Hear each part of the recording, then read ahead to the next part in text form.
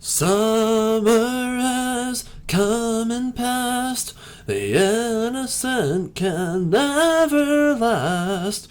Wake me up when September ends. What is up, my non-existent viewers? It is TVB. I hope everyone had a nice Labor Day. This is a vid I've been wanting to make sooner, but it's sometimes I just get, the past week it's like come home from like work or like I have a long day or something, I just get too sleepy to do so, and there's some movies I've been trying to get caught up on lately. But yeah, summer has come and gone, I don't know when the fall equinox is. I think it's like on the 20th or 21st or 22nd.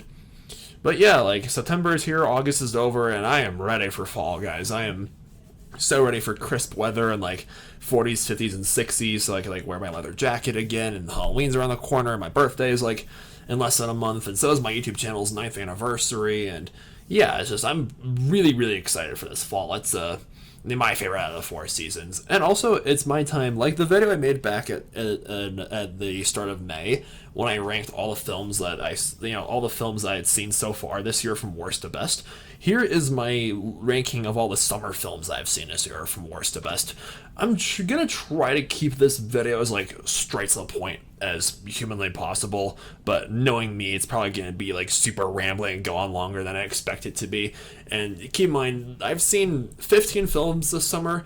I've been kind of slacking on movies this year because like this summer was just really busy and hectic for me, because like I was I was finishing out my time in Fort Collins, getting ready to move. It's like, I quit my job that I was working at for 14 months, and I moved out, and I had to say goodbye to all my friends and all this other like craziness. But like, it's been an emotional cocktail this summer, but this fall, it's like I said, it's gonna be my best fall yet. I know it. And keep in mind, these 15 films, the ranking I've placed them in, this is all completely my opinion and based on what I've seen. Like I said, there's a lot of films this summer that I've probably missed.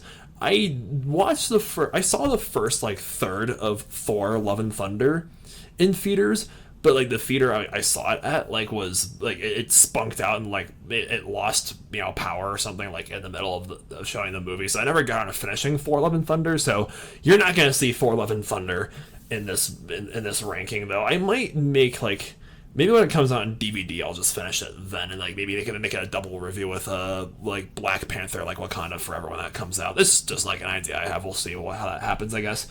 And yeah, without further ado, let's get to this ranking. Bottom of the list, the worst film that I saw this summer was Firestarter. This completely unnecessary Stephen King remake.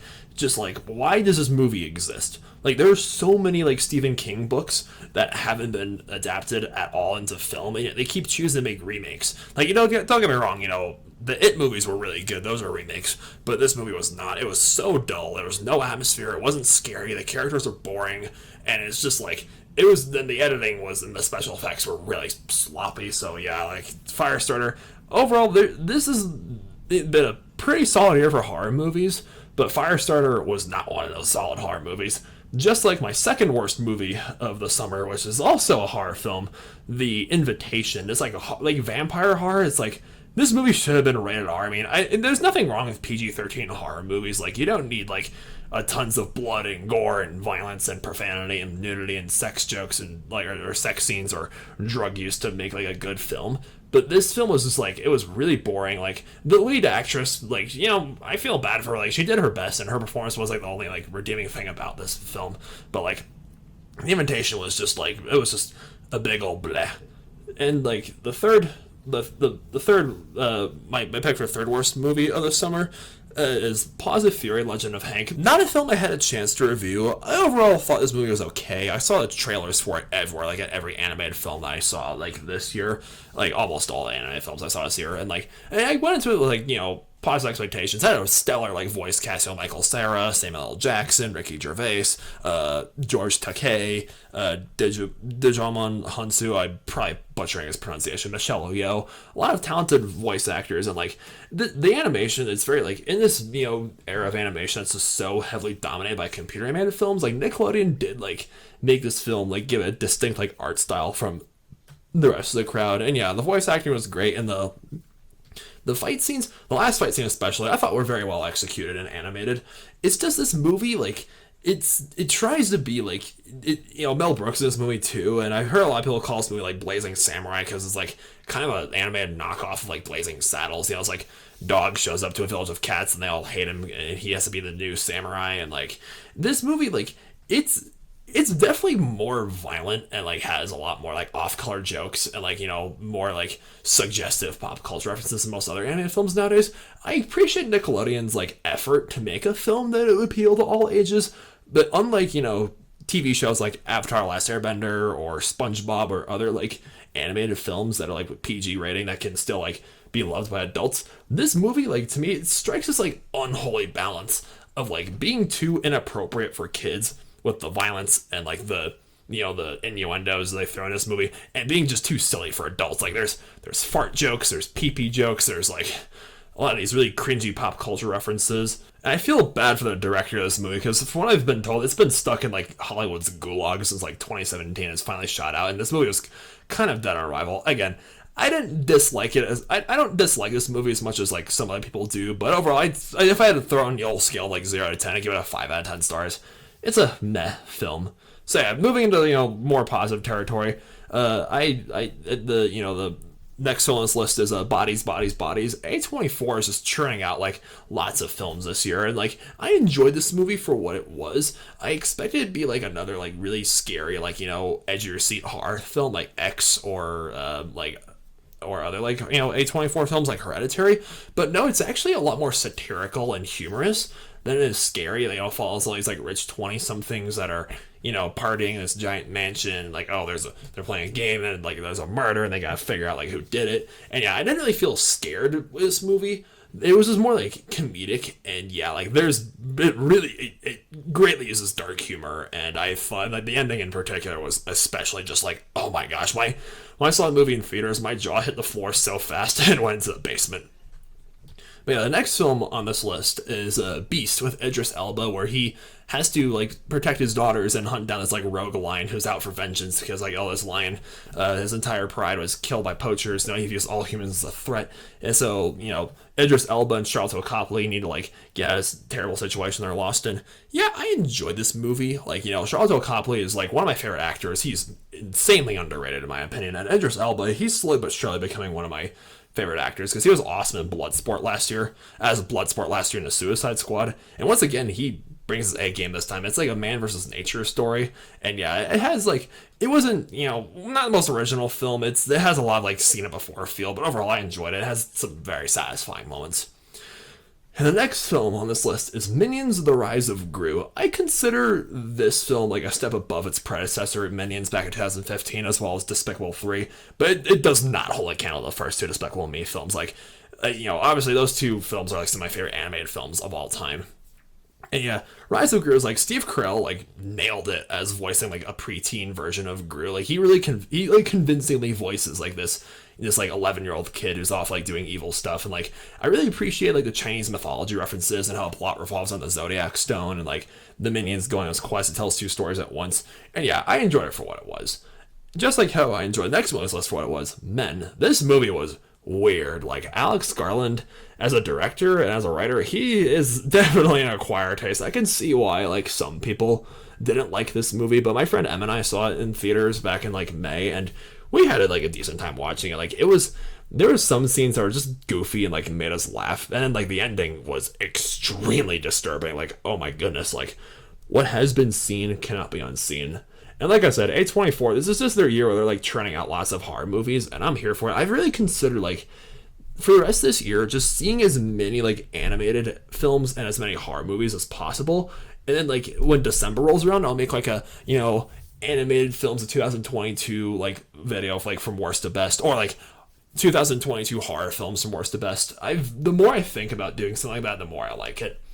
And yeah, the next film on this list is Lightyear, the prequel / spin-off to the Toy Story franchise, where Andy's like, oh, he got an action figure from his favorite movie, Lightyear. Yeah, I've heard a lot of people really not like this movie, how like it bombed that box office because I would like tried too hard to be woke or something like that with Buzz's like LGBT friend in this movie. Yeah, I mean, I get kind of annoyed at people who just like bash everything nowadays for being like too woke or something like that, I mean, there's nothing wrong with looking at movies through like an ideological lens, but it's like leave your like political views, whether it's like on the left, right, or else, just out of the movies and like out of your like enjoyment and just like enjoy the movie for what it is. Like obviously it's Pixar, so like the animation was flawless and it had some funny moments and some pretty emotional moments. And Chris Evans, again, no Tim Allen, but I thought he did a great job voicing Lightyear.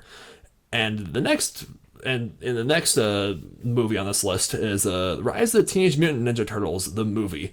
Like I gotta big thanks to my guy Daily Reacts Gaming for like suggesting me to review this film.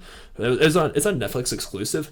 I have not watched the Rise of the TMNT show that it's based off of, nor have I watched the Nickelodeon like reboot for Ninja Turtles. It was back in 2012, but this movie really made me want to do so. The animation is stunning. Like it's very, excuse me, it's very comic book like, and it's very distinctive and has that like really nice flair. And the voice acting was superb and had a really compelling narrative as well. I know people kind of like criticize the TV series in this movie especially for April O'Neil's like new character design. I personally I was a huge Ninja Turtles fan growing up. I watched the Cartoon Network series and like I collected all of the action figures. I never April O'Neil being like a African American woman in this movie. It's like I didn't have an issue with that because I never really felt like her ethnicity, her being white, was like integral to her character when I was a kid. So like I didn't really take an issue with it. And yeah, it had some funny moments and some like really nice action scenes too. So yeah, it's on Netflix. I'd recommend giving it a watch if you guys haven't already. And next is Doctor Strange in the Multiverse of Madness. Like, we're getting pretty close to the end of Phase 4 for, like, the MCU films, which is pretty crazy to think about. Like, time's flashing by so fast.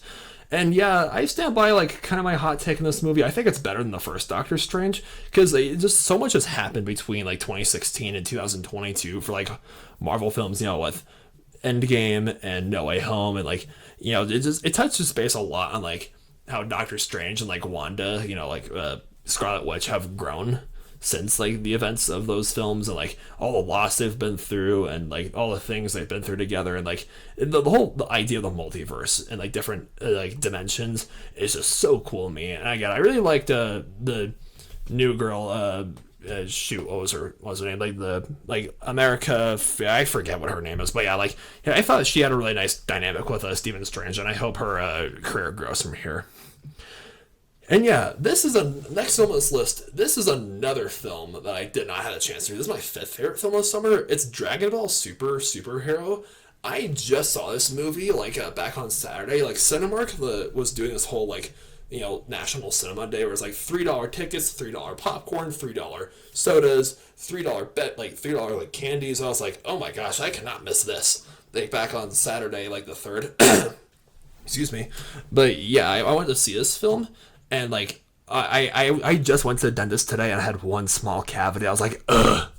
This is what I get. They had to fix my cavity in the back of my mouth, and I was like, this is what I get for drinking $3 soda and eating $3 popcorn and $3 candies all in one night. My teeth, I knew my teeth would be pissed at me. Now I'm paying the price. But yeah, it's easy fix. I got medical insurance. But yeah, Dragon Ball Superhero. I never watched the Dragon Ball anime growing up, nor have I read the manga, nor have I played. I've seen my friends play the games at friends' houses, and I played with them, but I'm really not that familiar with the Dragon Ball franchise. This movie really made me interested in doing so.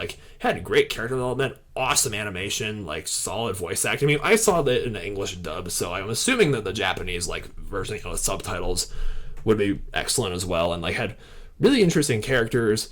And I remember one of my older videos, one of my Black Ops 2 videos from high school, my friend Anthony called me Beerus because my last name's Belzer, so it kind of sounds like Beerus. You're just a character from Dragon Ball Z, and Beerus was in this movie. I was like, oh, that's Beerus. Thanks a lot, Anthony. So yeah, to any Dragon Ball fans who are watching this video, I need your advice. I'm really interested in exploring the Dragon Ball franchise more. Where should I start? What anime series should I watch, or what mangas should I read, or what games should I consider playing? Yeah, because a lot of my friends back then were huge Dragon Ball fans, and it's a very fascinating franchise. And the next film, my 4th favorite film I saw this summer, Was Jurassic World Dominion? I know a lot of people were just like crapping all over this movie for being like, oh, I've heard all kinds of like people really like the critics didn't like it. A lot of my roommate hated it, and like there's so many people who just really don't like this movie online. Like, oh, it tried too much to like go back to what worked for franchise in the first place. It was too much at once. It was like 2 hours and 2.5 hours. I will admit, Dominion is not a perfect 10 out of 10 movie like the first Jurassic Park, but it is my favorite out of the world movies. And I just like, the original three actors, like, Sam Neill, Lauren Dern, and like Jeff Goldblum being on screen together for the first time since 1993 was just so satisfying, and they were just stole the show in every scene they were in. And they're just the best part of the movie, and I love like how they handled things, with like all the whole, to me at least. I mean, if you disagree, that's completely fine, but I thought Dominion just brought the whole franchise like full circle, and I really am like. I'm really curious as to, like, if they decide to do anything, like, more movies or more, like, TV shows set in the Jurassic verse, like Camp Cretaceous, like, what direction are they bringing it next? Because there's so much potential for, like, this world they've created with Jurassic World, like, especially taking the events of between Fallen Kingdom and Dominion into, like, consideration. Like, there's just so much you can do, and I hope Universal doesn't stop there.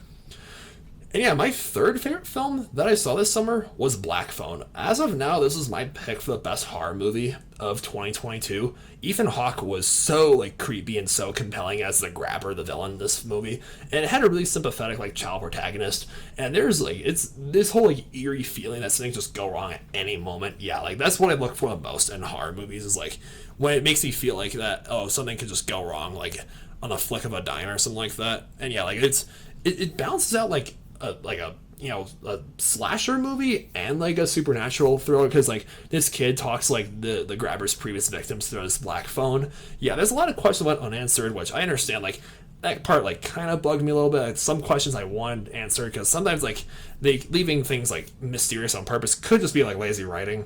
But at the same time, that like this movie was really engaging. It wasn't like super reliant on gore or jump scares. I don't really like it when horror movies are like super reliant on either of those. And yeah, it was just overall a very creepy film that got under my skin. And my second favorite film that I saw this summer was Prey. This movie, like when I watched Prey on Hulu, I knew I was getting my money worth with Hulu because like my money's worth, that is. Because Hulu came with my Spotify premium membership, and I'm very happy that it did so. Like it's too bad this film wasn't out in theaters because like Prey, like the actress Amber Midthunder, who plays like the lead, the Comanche girl in this film that like is being hunted by the Predator and has to prove her worth as a hunter herself. Like she's been cast to play Princess Yue in like the live action like Avatar: Last Airbender series that's coming out on Netflix. Personally, I'm really not excited for that new series, but I am excited for Amber like Midthunder's career like expanding after this film because she deserves it. Like she was such a great lead, and like the Predator, like again, I still have not watched any of the older Predator movies, but like this Prey really made me want to do so. I was on the edge of my seat. It was beautifully choreographed, and the cinematography was just so on point, and the action scenes were just excellent. It was brutal. It was like The Revenant with aliens. Like what more could you ask for? And I really hope that more like big blockbuster franchises like Jurassic World make movies like this where it's like very just back to basics. That's like what worked for the franchise in the first place. Like imagine a Jurassic World movie centered around like this one person stuck like in a swamp with like a giant like prehistoric crocodile or like semi-aquatic dinosaur chasing after her. It'd be like the Shallows, like a freshwater Shallows but replace sharks with dinosaurs. Okay, I'm getting off topic. But yeah, Prey, for those of you who like don't have Hulu, I would encourage you to consider giving Hulu a chance for Prey for sure. And I know this might just be like the normie's choice for best movie this summer, but I gotta say the best film that I saw this summer was Top Gun Maverick. I was way too late for this party, and I apologize. Like this film came out back in like what was it, like May or June? I didn't get around seeing it until like the end of July with my mother when I like moved out of Fort Collins. Yeah, Top Gun Maverick. Oh my gosh, it was such a ride. Literally because they're riding like F-14s and Tom Cruise did like almost all his own stunts. There was very minimal CGI.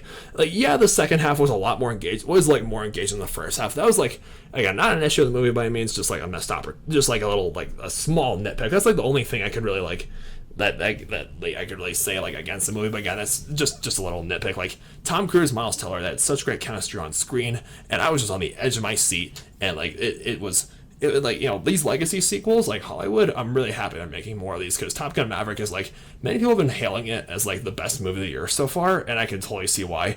Personally, as of now, my favorite movie of the year is still Everything Everywhere All at Once, but Top Gun Maverick might just be a very close second. So yeah, thank you guys for watching. My apologies to this video.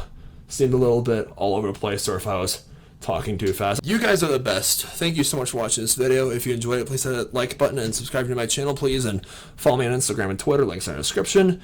This has been TB9. Stay beastly.